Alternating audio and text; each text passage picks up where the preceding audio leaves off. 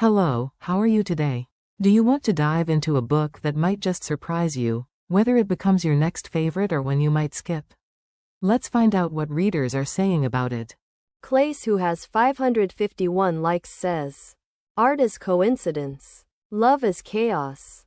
I really needed to read this book. It was perfect. I have no other words to describe this masterpiece. Like, what the hell was I doing all these years? How had I never picked up a Fredrik book? Because honestly, this was so good. It hit me so hard. And it's the kind of book where you actually sit and contemplate. But it's also very easy to read and so enjoyable. I am so glad that this was my first book by him because it's the perfect book to judge him by. To be honest, I was a little hesitant about reading his books. I was excited. Yes. But I was also scared because they are so well loved. And everyone who reads his books ends up loving them.